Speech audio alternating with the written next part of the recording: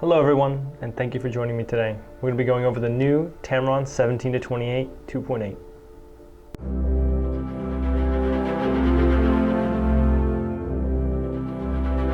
So we're going to be comparing this lens against two of its most direct competitors, which are both from Sony. The 16-35 f4 Zeiss and the 16-35 2.8 G Master. Now the Tamron comes in the most affordable at $900. Second place would be the 16-35 f4 at $1,350, and the G Master, obviously the most expensive, at $2,200.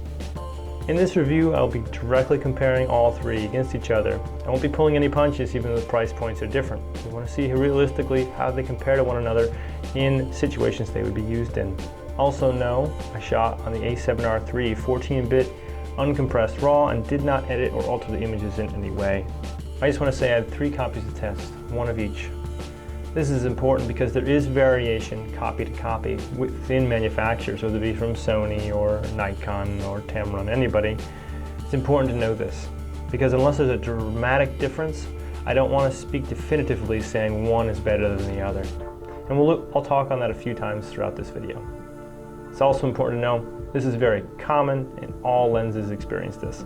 Alright, so we're going to be comparing these lenses at 4 focal lengths within their range. Obviously the Tamron does not go up to 35 like the other two, it only goes to 28. So we'll be comparing at 16/17, 20, 24, and 28 millimeters. So all the samples I'm showing you, I zoomed in as far as I can possibly go. So 1:1, meaning 1 pixel is 1 pixel on your screen roughly. There's no more to zoom, otherwise you're just seeing blocks. Okay, so the first comparison is at 16/17, depending on the lens we're using, at the maximum aperture of the lens, so 2.8 or f4, depending on the lens as well. So if we take a look here, the G Master looks to have the most contrast and maybe a little sharper, but the other two look very similar to one another. And if we look at the middle frame, they all look very, very similar. I can't really give one a winner here because of what I talked about, margin error. They're all very, very similar. Now if we move to the extreme edge, that's where we're going to see some bigger differences. So if you see, this is where the Tamron definitely struggles the most compared to the others. Although it appears the Sony 16-35 f4 is doing better than the G Master, but remember that's at f4 versus 2.8. So let's put them all at f4 and you look at them again. Now you can see that the G Master is doing just about the best. The f4 a little ways behind it, and the Tamron's still struggling about the same amount. Now if we stop down to f8, which is a more common aperture for like landscape photos or environmental pictures, they all definitely improve, but the Tamron is still lagging behind. So back to what I said, the lens variation, we're going to take a look at the opposite bottom corner quick because not all the corners may be the same. And if you look at it, it's actually doing better than it is in the other corner, whereas the 16-35 f4 is not doing as well. So the Tamron actually is a little bit stronger here, although the G Master is still in the lead for sure. So the reason I want to look at the opposite corner is because not all corners are created equal. And this is one of those things that comes with copy variation. This is important to talk about and important to remind you this is extremely common for all lenses. Even the G Master, I've compared multiple copies and I've seen very similar things. It's completely normal, but that's how we help keep the test honest. Alright, so now you're thinking, the Tamron did okay, but it's not doing really great in the corners. And you're kind of right, but it actually isn't that bad at all. Because if we move in just a little bit towards the center of the frame, maybe about 10%, it drastically improves. So the same image at f8 compared across all of them, it definitely is doing better than the 16-35 f4. And honestly, it's so similar to the G Master, I can't pick a definitive winner. All right, now let's look at 20 millimeters. So I'm going to shuffle through these really quick. When I look at wide open in the center and all of them, they look very, very similar. The Tamron appears to maybe have a little more contrast. Same thing though, can't give it a definitive winner. They're all too similar. If we look at mid-frame, something interesting happens. The Tamron definitely looks the best. It's very interesting. I even double-checked my settings. I definitely have them right. And if you look at the edge, it's similar to what it was before, although probably a little better. So for 24 millimeters, I'm not going to go through every single one. I'm just going to give you the highlights. So what I found most interesting was at f8, it appeared the best overall. It was pretty close in some situations, but if you take a look here at center, mid, and edge, it did very, very, very well. It even outperformed the G Master, I'd say. Now, if you look at wide open, it's more similar to what it was at 20 millimeters. There's not much of a big difference there in terms of how it did. But at the edge, it's very similar to the 16 and 35 f4. All right, so let's take a look at the Tamron at 28. This is the maximum on its range, and typically lenses will start to diminish in image quality as they get towards the end of their range, wide-angle lenses anyway. That would give an advantage to the other two lenses in the line because they still have a little ways to go to 35. But if we look here, actually it does impressively well. Let's take a look at some examples. So if I shuffle through center, middle, and edge, it stays pretty consistent. The G Master's in the lead, and the 1635 f4 and the Tamron, I can't see much of a difference, at least not definitively. Now if we stop down, they all get very, very, very good. In the center, they're all indistinguishable. They're basically identical. By mid, I'd say the Tamron and the f4 are like right on with each other. G Master's a little ahead, and that maintains through the corner. So this is definitely a disadvantage for the Tamron. It's the fact that it only goes to 28 millimeters. Now that helps it in other ways, but there are times you'll wish you had a little bit of a bigger range. So regardless of the image quality that the other two have, they have the option to take those pictures. So that should definitely be a consideration for you. All right, so let's talk a little bit more about some other aspects. First will be vignetting. And all vignetting is a darkening around the edge of the picture that occurs especially with wider angle lenses. It usually gets better as you stop down your aperture to like 5.6, f8. And that's exactly what I'm going to show you. And we have here wide open. You can see the darkened around the edges, and stop down to 5.6. Between these, I'd say it looks like the G Master did the best, whereas the f4 and the Tamron are pretty similar, but I wouldn't say any of them are all that bad, really.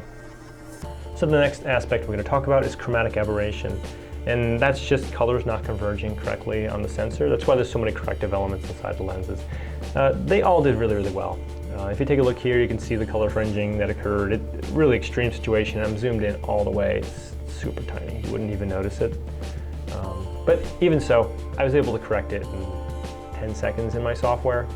Not really a big deal. I'd say the biggest difference was, obviously you can see the Sony was a bluer cast and the Tamron was a reddish, brownish cast.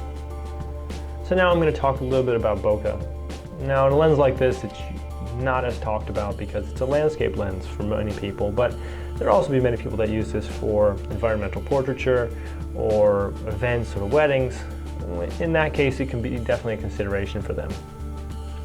So if we look at bokeh coming from the center of the image, you'll notice that the Sony, which is the first one, G Master, the second one to his right is the Tamron, they look pretty similar.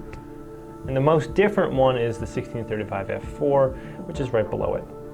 But obviously that's at f4, which is a disadvantage for blurring out the backgrounds anyway. But if you notice, the G Master, to me anyway, appears the smoothest, and the Tamron's right behind it.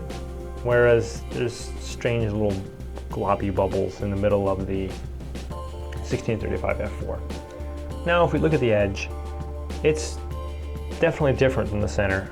I'd say the G Master definitely pulled ahead in this category. And the other two look pretty similar to one another, but I'd have to say the f4 definitely looks the worst, having a strange little shape to it.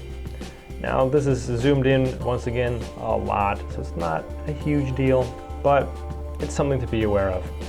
Now, also note that the G Master has 11 aperture blades, the Tamron has 9, and the 1635 f4 has 7. That's going to affect its ability to render a smooth out of focus area, but also Sony touts their XA elements, or extreme aspherical elements. That's supposed to help with the bokeh and improve it. So I'm going to say that that's partially why the Sony looks so good in the situation. As far as autofocus goes, I didn't really do any extreme testing. I did do a little bit of focusing throw in medium light, near to far, near to far. And I did a little bit of video just to see if it acted strange or anything like that. I really didn't experience anything. I didn't test it for sports and action, but I will say they all performed really well. I say the 1635 f4 was kind of a little bit more sluggish, and that makes sense because it is the oldest technology for autofocus motors. So I'm going to talk about build quality now. So if we take a look at all three lenses, it gets a little interesting. So in total volume, the Tamron is the smallest. Now it also has the smallest range, but it is also a 2.8. We have filter sizes of 67, 72, and 82 on the G Master. Tamron is once again the smallest there. As far as build materials, I couldn't find anything specifically on Tamron's website talking about what the internals are made of, but the exterior is made of plastics and it is a solid metal mount, like many of the lenses that I've known are very reliable. Plastic also helps keep it very lightweight. The 1635 f4 is a metal outside construction, metal ring on the back, and a plastic inside construction. The G Master is a plastic outside, magnesium alloy inside, and obviously a metal ring. They all have a metal mount ring. The G Master is weather sealed, of course, and so is the Tamron. The 1635 f4 is not weather sealed, so I don't recommend taking that out in inclement weather. So obviously, the Tamron is also the lightest, being the smallest. It's a meager 420 grams, and that puts it 98 grams less than the 1635 and 260 grams less than the G Master. That means you'd have to add 50% of its own weight to itself just to make it as heavy as the G Master. This is a very big consideration if you're trying to pack a bag small and light. Something to definitely think about. In conclusion, I must say the Tamron did fantastic. It did better than I was expecting. Not that I was expecting to do badly, it just did really, really well. If you're looking for a small, lightweight, affordable, high quality lens, the Tamron is a really nice option. I can't really put any bad knocks against it. The G Master obviously has some advantages, and the 1635 has some too. Both of those are having a larger range, a little bit wider and a little bit longer. You know, the G Master has definitely some improvement in optics, but at a lot more money and a lot more size and weight, it may not be the right fit for you. And let's not forget, all these tests I did were on a 42 megapixel camera. If you've got a 24 megapixel camera, all these differences are going to be much, much harder to see. Only at the extreme edges, which realistically are the least important part of the picture. When it comes down to it, the Tamron's hard to beat. It's a great bargain, great size, great build quality, and it really can hold up to professional standards. So if you're considering it, it's a really good option. All right, well that's all I have for today. I just want to say thank you for hanging out with me. I know it was super technical, but if you're really interested in buying this lens, it's really useful information to have. So I appreciate you hanging out, and please share, like, comment if you have any questions. We'll get back to you. Have a great day. See ya.